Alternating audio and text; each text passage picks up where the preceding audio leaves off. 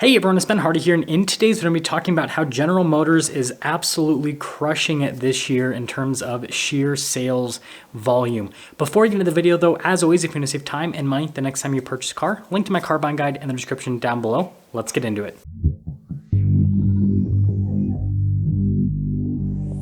If you've been following the channel for the last little bit, then you know that the car market is absolutely struggling, and yeah, it's impacting every single automaker. But some automakers are faring a little bit better than others. And well, General Motors is one of those automakers that's actually doing a pretty solid job right now, despite the massive decrease in volume within the US market.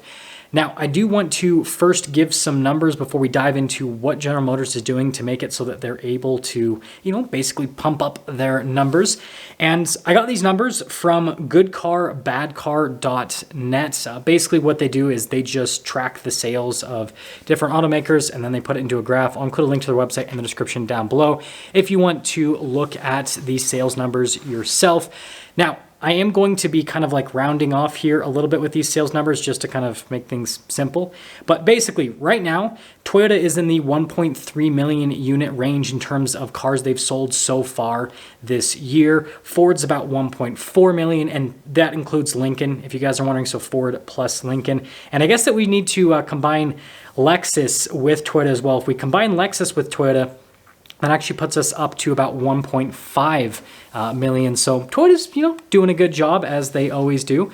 And then if we look at Stellantis, which includes Dodge, Ram, Jeep, and Chrysler, and I'm not including Alfa Romeo or Maserati because this is supposed to basically just contain major American automakers. And then we always got to talk about Toyota because Toyota is just an absolute behemoth. So if we do Dodge, Ram, Jeep, and Chrysler all added up together, we're in that like 1.2, 1.3 million unit range. And then if we pop over to General Motors, so Buick, GMC, Chevrolet, and Cadillac, we're over 1.6 million units sold for the 2022 sales year so far, which puts GM in the lead in the US market, which is crazy because they were so behind last year. So let's figure out why this is happening. First off, GM had a pretty rough time during the 2020 and 2021 sales years because, well, supply chain issues, and especially with microchips, just like everyone else, but GM seemed to be really hard hit, especially when you compare them to the other automakers. They had some bad deals with some microchips, and yeah, it was just an absolute poop show for GM. And so they were in such a deep hole that it was pretty much only up from where they were at. But that's only part of the story, because if we actually look at the percentages year to date, GM is in the red just like a lot of the other automakers. They're just not as much in the red as the other automakers. And so it's kind of like, okay, well, everyone's struggling right now, but why is GM not struggling as much as the other automakers? And I think it's for a variety of different reasons. So first off, GM has a lot of really desirable product right now and a lot of new product as well. So if we go through the different brands, we'll start with Cadillac. The Escalade, it's extremely popular, and dealers are still able to charge massive premiums over MSRP because of how many people want the new Escalade. Again, we're in a market that's declining at a rapid rate, and people are still going and forking out crazy amounts of money for the new Escalade. We got the new Escalade V, and I've already seen some of those posted online for over $200,000, which is significantly over MSRP. And so Cadillac has the Escalade that's just selling like crazy. And then if you move from Cadillac to Buick, well, Buick's down by like 50% this year, and so we can't really use that as an example in today's video. I need to make another video about why Buick is struggling so much, because it's kind of an interesting situation, because all of the other GM brands are really popular, and then you got Buick, which is like the redheaded stepchild. But anyways, moving from Buick to GMC, we have the new Yukon, which again has been extremely popular, right? It's the sibling vehicle to the Escalade. It's kind of like a budget Escalade in a lot of people's mind, especially if you get a Yukon Denali Ultimate, which I recently reviewed on the main channel. Super nice rig. But anyways, tons of popularity with that.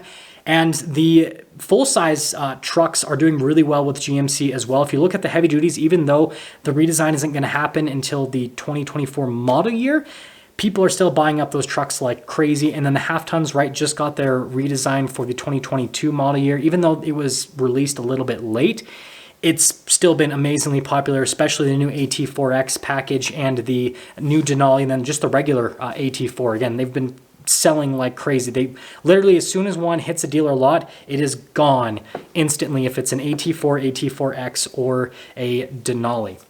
Now, moving on from that to Chevy, same thing with their half-ton, the Chevy Silverado 1500. Again, it got its whole redesign for the 2022 model year, and so it's been extremely popular. You got the ZR2, which has also been really popular. The ZR2, I mean, it's insane how well that truck has been selling, and I do want to talk about that a little bit later in the video.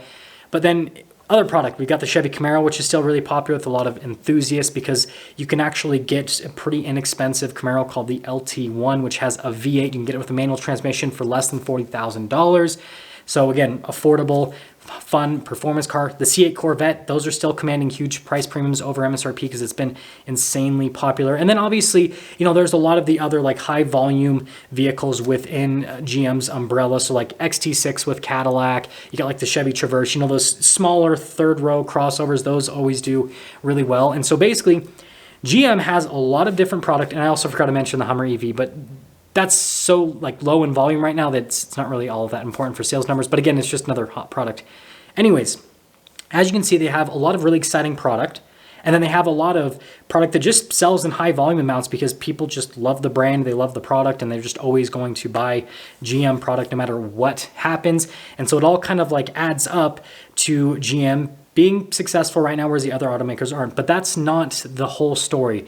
There's more to this. So if you look at what the other automakers are doing, it actually explains why GM is doing so well. So first off, if we start with Toyota, Toyota's been struggling to produce vehicles just like everyone else. And so what they've been doing is they've kind of been slowing the release of their new product, and they've been pumping out a bunch of the older vehicles that haven't been redesigned in quite some time. Just go to a Toyota lot and you'll probably see Tacomas, 4Runners, and other product that hasn't been redesigned in quite some time on the lot. You won't see, you know, the new Sequoia. You won't see the new Toyota Tundra, for example. And so Toyota is basically building a bunch of the product that, you know, people still want, but they don't want nearly as much as the new product. And so that's kind of what's happening on that side of things.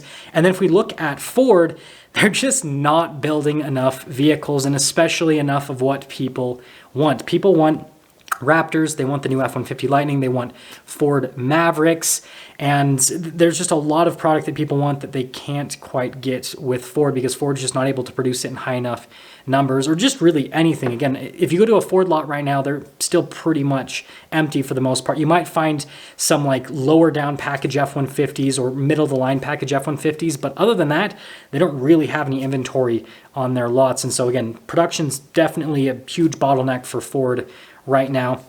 And then if we look at the Stellantis brands, it's actually completely the opposite because they're producing cars like crazy, and they are actually beyond demand for their product right now with a lot of their product. Not all of their product, but a lot of their product. If you go to a Dodge, Ram, Jeep, Chrysler store, you're going to find multiple cars on their lots of different packages and different models. Like, you can pretty much find everything at this point. I was just at the Jeep dealership today, and I was filming a Rubicon with this new interior package, 3.6 liter V6, and next to it were like 3 other Rubicons, and there was Gladiators, and there was EcoDiesels, and there were 4xEs, like just tons of different vehicles on the lot. And so you'd think that they would be doing really well because they actually have cars, but the problem is the Stellantis brands have had such a huge increase in their prices over the last year and a half roughly that it's pushed a lot of people out of the market for their product because their product hasn't changed all that much, but the prices have changed by a massive amount.